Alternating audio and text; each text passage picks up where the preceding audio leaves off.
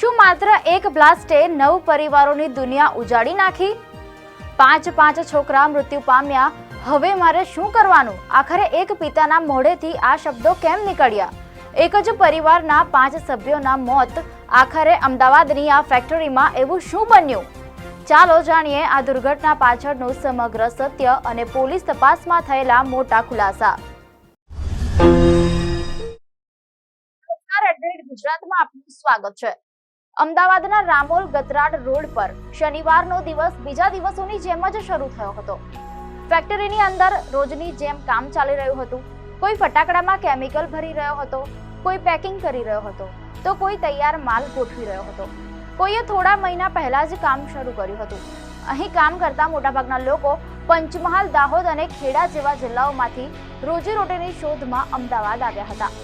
કોઈ પોતાના પરિવારનું ભવિષ્ય સુધારવા મહેનત કરી રહ્યો હતો, તો કોઈ 2 ટંકની રોટી માટે. પરંતુ કોઈની ખબર જ ન હતી કે થોડા જ પળોમાં આ ફેક્ટરી તેમની જિંદગીનો છેલ્લો દિવસ સાબિત થવાની હતી.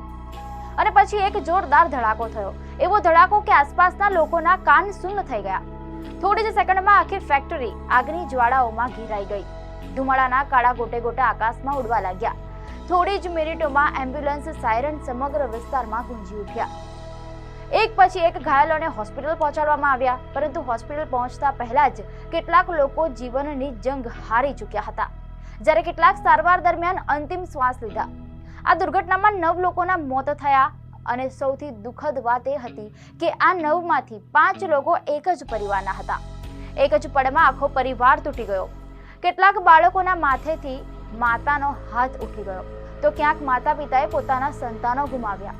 પરંતુ આ દુર્ઘટનાનો સૌથી હૃદયદ્રાવક દ્રશ્ય હજુ સામે આવવાનો બાકી હતો.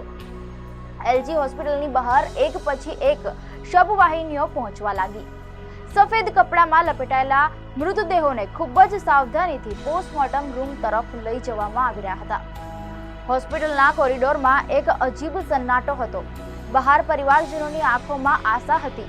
રાત્રે લગભગ 11:30 વાગ્યે દાહોદ અને પંચમહાલથી પરિવારજનો અમદાવાદ પહોંચવા લાગ્યા.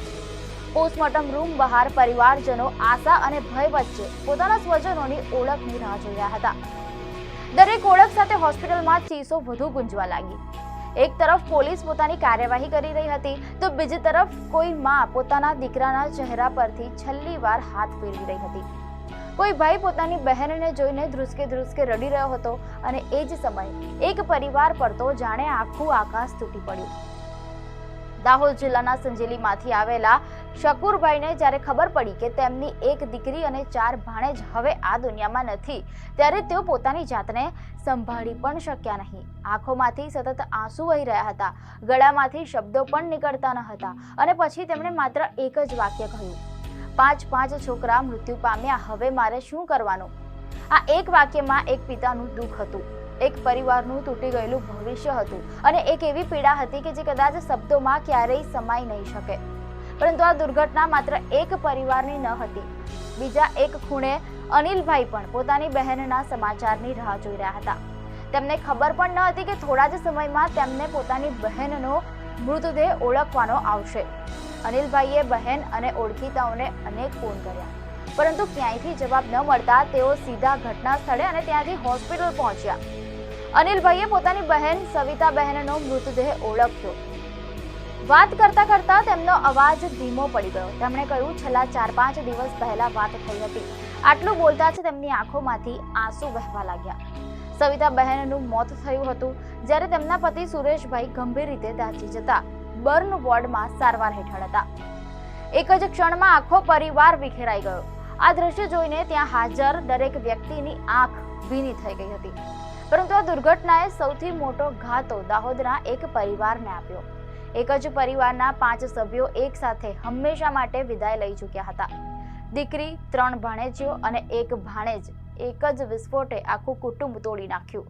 પરિવારના લોકો વારંવાર એક જ સવાલ પૂછી રહ્યા હતા, જો ફેક્ટરી બંધ હતી તો પછી કામ કેમ ચાલતું હતું? તપાસમાં સામે આવ્યું કે ફેક્ટરીનું લાયસન્સ 4 માર્ચ 2026ના રોજ રદ થઈ ચૂક્યું હતું. તેમ છતાં ત્યાં ગેરકાયદે ફટાકડા બનાવવાનું કામ ચાલુ હતું. પોલીસે 3 આરોપીઓની ધરપકડ કરી અને ઘટના સ્થળેથી 15 કિલોથી વધુ વિસ્ફોટક સામગ્રી જપ્ત કરી. પોલીસ કમિશનર અનુપમસિંહ ગેહલોતના જણાવ્યા પ્રમાણે આ ફેક્ટરીનું સંચાલન મેહુલ ડોડિયા, તેમની માતા રમીલાબહેન ડોડિયા અને ભાગીદાર સાદિક સૈયદ કરતા હતા. ઘટના સમયે મેહુલ અને રમીલાબહેન બંને ફેક્ટરીમાં હાજર હતા. વિસ્ફોટમાં રમીલાબહેન પણ ઘાયલ થયા. પોલીસે ત્રણેય આરોપીઓની ધરપકડ કરી લીધી છે. આ પહેલી વાર પણ ન હતું. પોલીસના જણાવ્યા પ્રમાણે વર્ષ 2014માં પણ આ જ સ્થળે આગ લાગી હતી. તે વખતે પણ એક વ્યક્તિનું મોત થયું હતું. ત્યારબાદ લાયસન્સ રદ કરવામાં આવ્યું.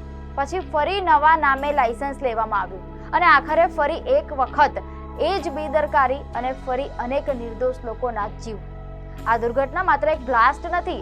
આ 9 લોકોના મૃત્યુની કહાની પણ નથી. આ એ મજૂરોની કહાની છે જેઓ રોજ 2 ટંકની રોટી માટે પોતાનો જીવ જોખમમાં મૂકતા હતા. આ એ પરિવારોની કહાની છે જે આજે પણ પોતાના સ્વજનોના કપડાં, રમકડાં અને યાદોને જોઈને રડી પડે છે. અને આ એ સવાલની કહાની છે જેનો જવાબ હજુ પણ સમાજ શોધી રહ્યો છે. પરંતુ જેઓ પોતાના સ્વજનો ગુમાવી ચૂક્યા છે તેમના માટે કોઈ જવાબ ક્યારેય પૂરતો નહીં હોય. કારણ કે એક પિતાના શબ્દો આજે પણ કાનમાં ગુંજી રહ્યા છે. 5 છોકરા મૃત્યુ પામ્યા, હવે મારે શું કરવાનું? કદાચ આ એક વાક્ય સમગ્ર દુર્ઘટનાની સૌથી મોટી સાક્ષી છે. આપને માહિતી સારી લાગી હોય તો વિડીયોને લાઈક અને શેર કરજો. ચેનલને સબસ્ક્રાઇબ કરજો.